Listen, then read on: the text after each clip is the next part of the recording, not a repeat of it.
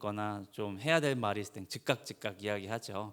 그 옛날에 만약에 바울이 카톡이 있었으면 고린도 교회에 계속 카톡 보냈을 것 같아요. 그죠? 너 누구랑 잤다며? 너 그러는 거 아니야? 우상 섬기를 뭐 하는 짓이야? 이러면서 계속 했을 텐데 그렇게 할 수가 없으니까 이렇게 긴 이제 편지를 쓴 겁니다. 그래서 요즘은 사실 편지를 쓴다는 게 굉장히 어색한 시대죠. 아이들도 부모님한테 편지를 쓰라고 하면은 어떻게 써야 되는지 몰라 합니다. 쓸 일이 많이 없으니까요. 그래도 성도님들께서는 이렇게 편지, 뭐 전보, 요즘은 전보가 없어졌잖아요.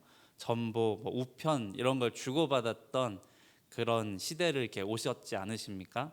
저는 손으로 쓴 편지는 군대에서나 뭐 이렇게 썼지, 사실 저도 편지를 쓰고 주고받는 그런 세대는 아니었는데 그래도 이메일을 이렇게 쓰던 게 있어가지고 그 편지를 어떻게 쓰고 그 이메일을 주고받는 그런 습관이 있습니다.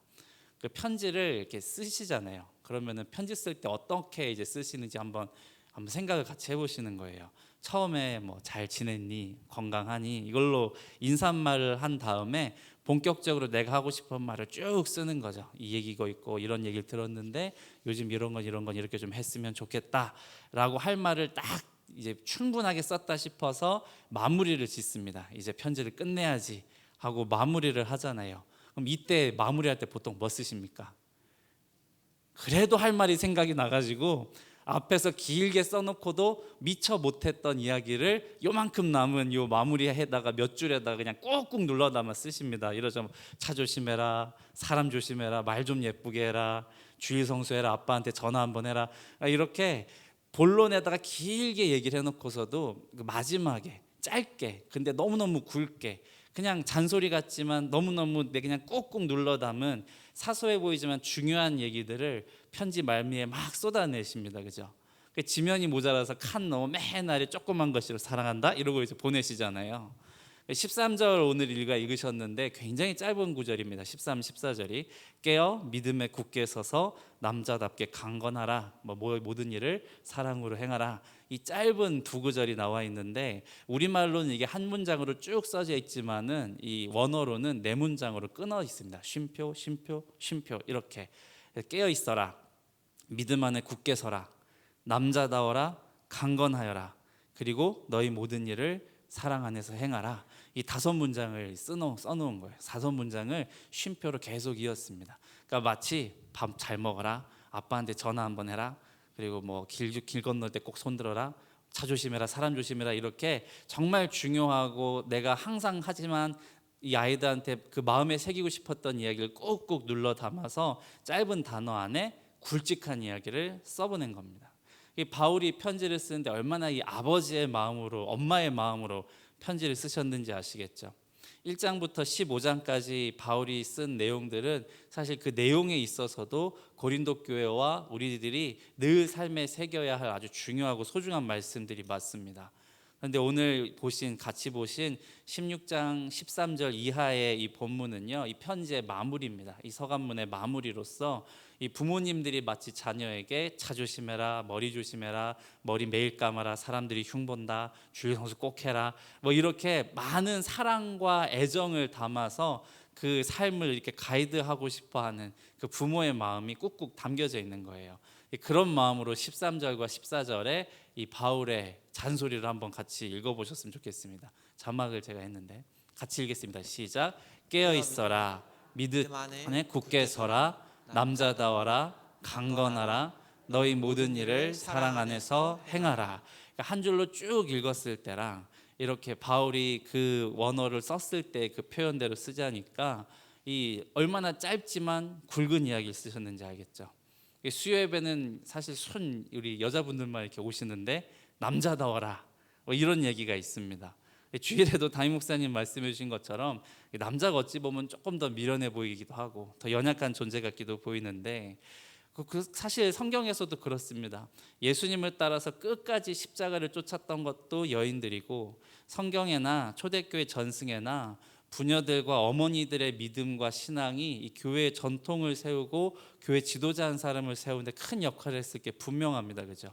디모데가 그랬고요. 우리 선 어거스틴도 보면 그 방탕한 젊은 시절을 보냈지만 결국 어머니의 기도로 이 초대 교부로 위대한 신학자로 남게 되지 않았습니까?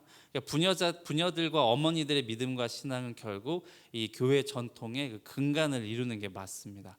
그런데도 불구하고 바울이 오늘 남자다워라라고 합니다. 이 초대교회에도 대부분의 교인들은 아마 요즘도 그렇지만 이 여성분들이 더 많이 있습니다. 부녀자들이 교회 활동을 조금 더 많이 하고 아무래도 조금 더 사교적이지 않으십니까? 그러다 보니까 이 여자분들이 더 많이 있는 교회에서 사도 바울이 남자다워라라고 이 굵직한 잔소리 하나를 건넵니다. 누구한테 하는 얘기일까요? 남자들한테 하는 얘기겠죠, 그죠? 네. 남자들한테 이르는 말입니다. 쪼잔하게 있지 말고 좀 남자다워라. 뭐 이렇게 얘기하는 건데, 그럼 남자다운 건 뭘까요? 뭘 가지고 남자다워라고 얘기하는 걸까요? 입 다물 줄 알고 좀 굽힐 줄도 알고 인정할 줄도 아는 거겠죠, 그죠? 근데 이게 남자들이 잘 못하는 겁니다. 남자들이 잘 못하는 걸 남자답다고 하는 거예요. 남자가 좀 이랬으면 좋겠다라고 할 때 어머니들이 야 쪼잔하게 그러지 말고 남자답게 이것 좀 해 이렇게 하시지 않으십니까? 남편분들한테도 좀 그런 마음 있지 않으십니까? 아유 남자답지 못하게 저렇게 속이소봐 이렇게 생각하실 때가 있으시죠?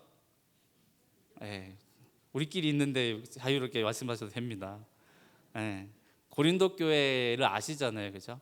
고린도 교회가 바울이 고린도 교회를 향해서 고린도전서를 썼던 첫 번째 이유가 무엇이었는지 기억하십니까? 분열이었습니다, 그죠?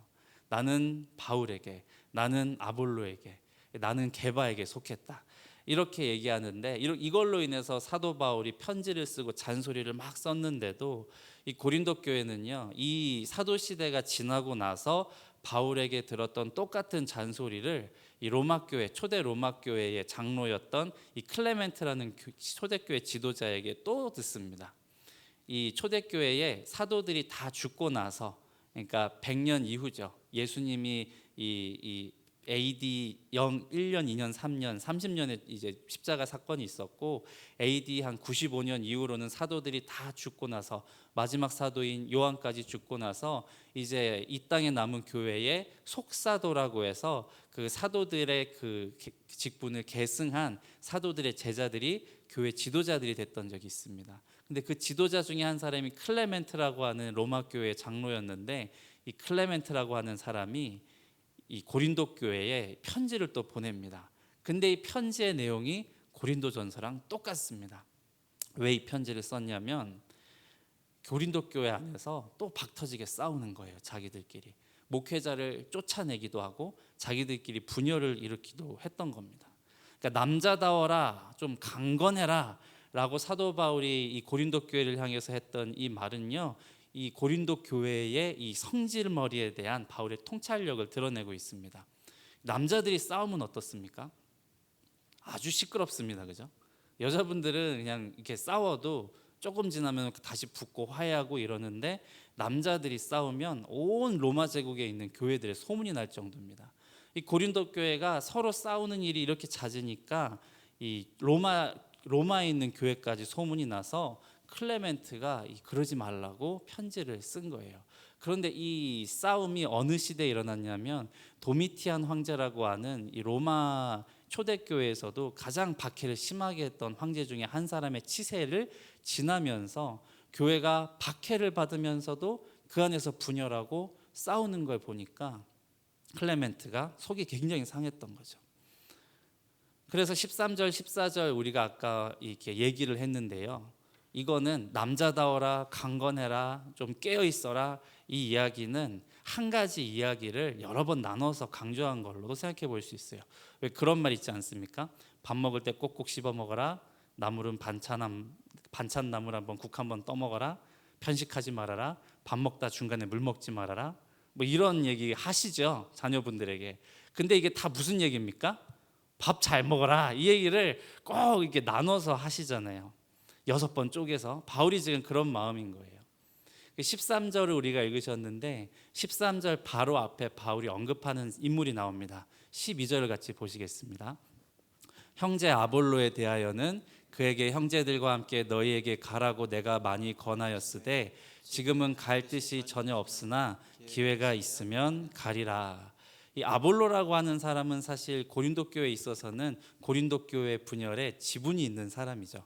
아볼로가 의도하진 않았지만 아볼로가 너무 뛰어나게 그 안에서 성경을 가르치고 성경 교사로서 있었기 때문에 고린도 교회 사람들이 나는 아볼로가 좋다, 나는 게바가 좋다, 나는 바울이 좋다, 이렇게 갈라지게 된 거였어요. 그러니까 사도 바울이 그 고린도 교회 분열에 관한 이야기를 넌지시 꺼내면서 아볼로에 대한 언급을 하면서 좀 남자다워라, 강건하라, 깨어 있어라, 모든 일을 사랑 안에서 행하라, 이렇게 얘기를 하는 거예요. 그러니까 쪼잔하지 말고 좀 넓은 가슴을 가지고 이 사람 저 사람들을 너희가 아울러 보아라. 이제는 분열하지 말고 너희 모든 일을 사랑 안에서 행하라. 교회가 연합하고 하나 될 것을 이야기하고 있는 거예요. 성도님들께서도 남자답게 내가 포용하고 감싸 안아야 하는 그 한 사람이 교회 안에 있지 않으십니까? 네, 남자다워라, 그러니까 난 여자라 그런 거 몰라, 그러시면 안 되고요.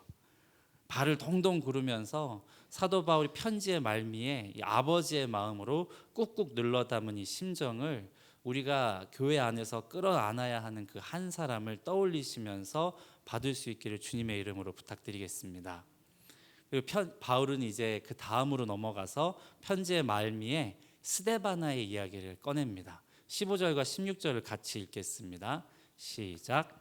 형제들아, 스데바나의 집은 곧 아가야의 첫 열매요 곧 성도 섬기기로 작정한 줄을 너희가 아는지라. 내가 너희를 권하노니 이 같은 사람들과 또 함께 일하며 수고하는 모든 사람에게 순종하라 라고 했습니다. 이 스데바나라고 하는 이름을 보시면서 누가 떠오르지 않으십니까? 스데바나, 스데바나. 누가 떠오르십니까? 네, 스데반이 떠오르시지 않으십니까? 스데바나라고 하는 이름은 스데반이라고 하는 이름과 사실상 똑같습니다. 그냥 이름에 남성형 어미를 그 헬라어 라틴어에는 이 말 끝에 남성형 어미가 있고 여성형 어미가 있는데 스데반은요 헬라어로 스테파노스라고 읽고요. 이 스데바나는 여성형 어미가 붙은 스데바나라고 이렇게 부르는 겁니다. 그래서 사실상 이름이나 뜻이나 비슷해요. 스데반입니다. 복음을 담대히 전하다가 유대인들로부터 돌을 쳐 죽임을 당할 때 청년 사울이 그 자리에서 스데반의 죽음을 지켜보면서 그거를 마땅하게 여겼습니다. 그리고 스데반의 죽음 이후로 사도 바울이 이 사탄에게 충만하여서 교회를 진멸하였죠. 바울은 바리새인이었고 유대 공동체에도 아주 상당한 영향력을 가지고 있었습니다. 사람들이 스데반에게 돌을 던질 때 자기 겉옷을 벗어서 이 바울 앞에 놓습니다. 이거는 바울의 이 침묵을 요구한 겁니다. 바울의 허락을 요구한 겁니다.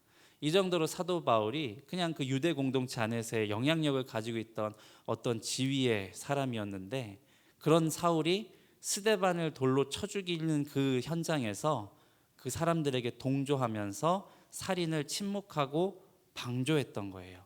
자기는 돌을 들지 않았지만 그 돌을 든 사람들하고 다를 바가 없었던 것이죠. 그러니까 사도 바울의 마음에는 스데반이 항상 남아 있었을 겁니다. 그런데 고린도가 있는 그리스 남부 지역인 이 아가야에서 복음을 전할 때 아덴에서 실패한 것 같았던 그 말씀에 회심하고 주님 앞에 돌아와서 온 가족과 함께 세례를 받은 아가야 지방의 첫 열매가 스데바나였습니다. 스데바나의 집이 사도 바울이 아가야 지방에서 맺은 첫 열매였어요. 하필이면 스데반과 이름과 뜻마저 똑같은 스데바나의 집이 사도 바울에게 있어서는 고린도 교회를 기약하면서 처음으로 떠오르게 되는 그 영혼 구원의 열매였던 거예요. 그리고 고린도 교회에 주신 첫 열매이면서 바울이 신뢰하며 세운 고린도 교회의 장로였을 겁니다.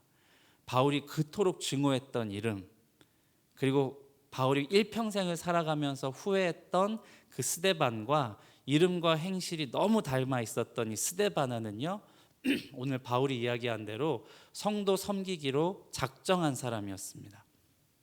그리고 고린도 교회의 이야기들을 에베소에 지금 있는 바울에게 와서 고린도 교회에 있는 이러이러한 문제들을 다 얘기해 주면서 우리 교회 좀 살려주세요 라고 찾아와 고민을 나누었던 사람이 스데바나였습니다.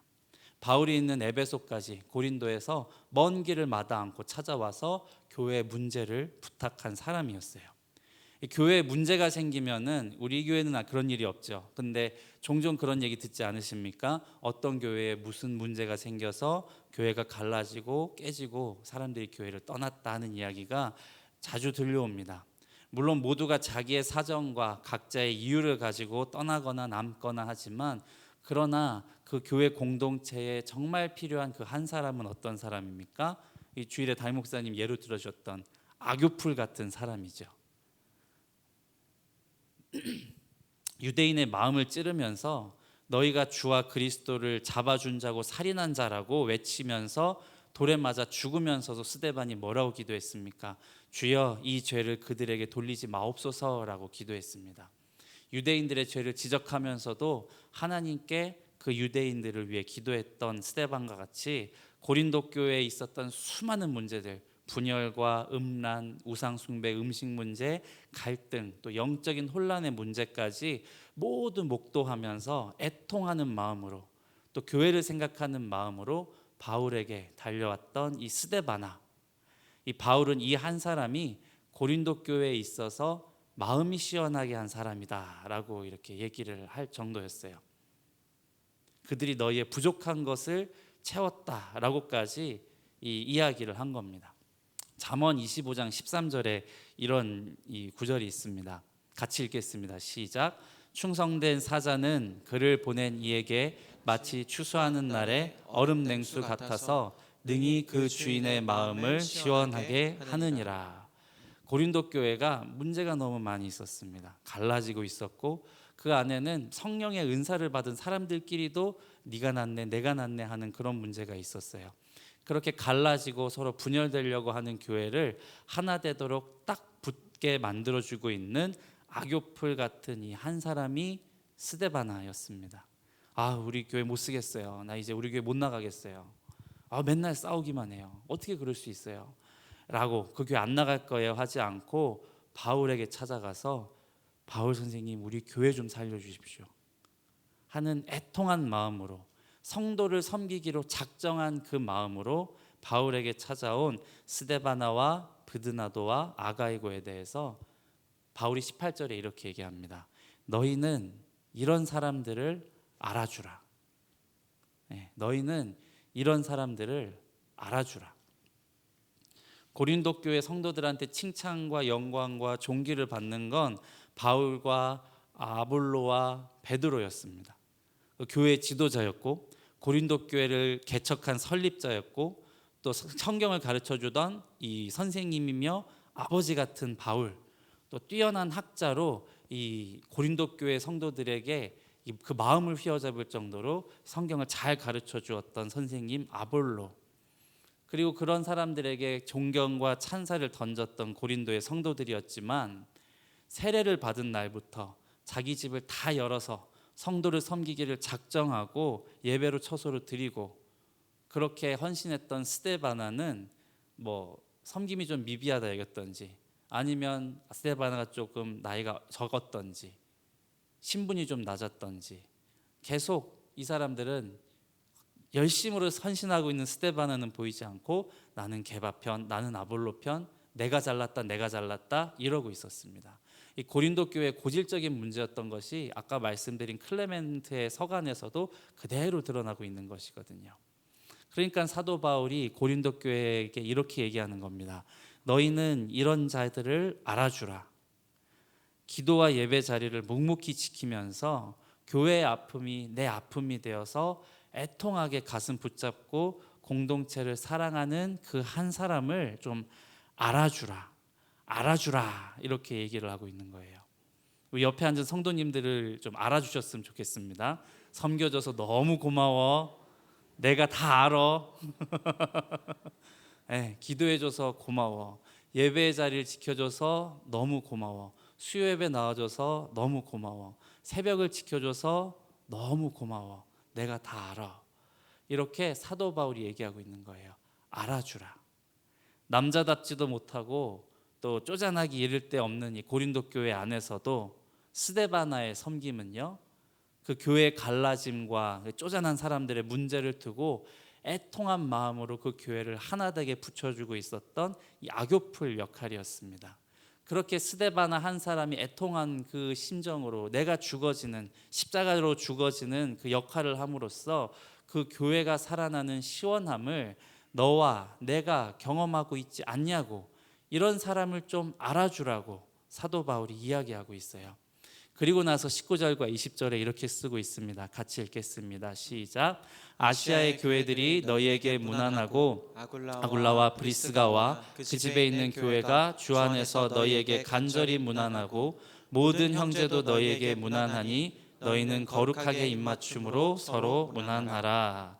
스데바나가 수고를 이렇게 해줬잖아요. 스데바나의 수고 때문에 에베소를 위시로 한 아시아의 모든 교회들이 고린도 교회와 연결이 되었습니다. 고린도 지역하고 이 에베소 지역은 지역상으로 완전히 분류가 되어 있었습니다. 역사적으로도 다른 나라였고 문화적으로도 다른 곳이었어요. 다만 로마 제국에 다 통합이 되어서 식민 지배를 받고 있던 곳이었지만 유럽과 아시아라고 이렇게 나누어서 불릴 정도였는데, 그런데 그 아시아의 모든 교회들이 너희에게 문안한다라고 사도 바울이 이야기합니다. 스데바나의 애통한 마음으로 바울에게 찾아온 헌신 때문에 아시아 교회들이 고린도 교회 문제를 알고 기도를 하고 있다는 거예요. 그리고 고린도에서 처음 교회를 바울과 함께 개척했던 아굴라와 브리스가도 고린도의 소식을 전해 듣게 된 겁니다. 교회를 위해서 간절히 기도하며 간절히 문안을 한다고 얘기를 합니다. 교회와 성도들의 영혼을 사랑하고 그 한 영혼을 살리고 낳기 위해서 내가 죽는 십자가의 적용을 하니까 아시아의 모든 교회와 성도들, 그리고 고린도 교회가 그리워했던 브리스가와 아굴라에게까지 고린도 교회가 영적으로 연결이 된 겁니다. 스데바나는 악교풀 역할을 했어요. 우리 교회를 하나 되게 만들고 성도를 섬기기로 내가 작정을 했을 뿐인데, 고린도 교회의 마음만 시원케 했을 뿐 아니라 아시아에 있는 모든 교회들이, 또 주 안에 있는 모든 성도들이 고린도 교회를 알고 고린도 교회를 위해 기도하고, 심지어는 브리스가 아굴라, 고린도를 떠나왔던 사람들까지 고린도에서 그런 문제가 있단 말이야 라고 하면서 영적으로 연결되어서 서로 기도하고 서로 사랑하는 관계가 이루어진 겁니다. 그게 스데바나의 섬김이고 스데바나의 죽어짐입니다. 우리가 그렇게 섬겨야 합니다. 우리가 그렇게 죽어져야 해요. 주님의 마음을 시원하게 하고 또 우리 교회의 마음을 시원하게 하는 섬김이 우리에게 있기를 소망합니다. 남자답게 서서, 굳게 서서 무너지지 않는 마음으로 우리가 기도의 자리, 예배의 자리, 또 모이기를 힘쓰고 그렇게 악교풀처럼 석숫교회를 든든히 세워갈 수 있기를 주님의 이름으로 축원드리겠습니다. 우리 함께 찬양하시고 기도하는 시간 갖겠는데요. 찬송가 290장입니다. 함께 찬양하시겠습니다.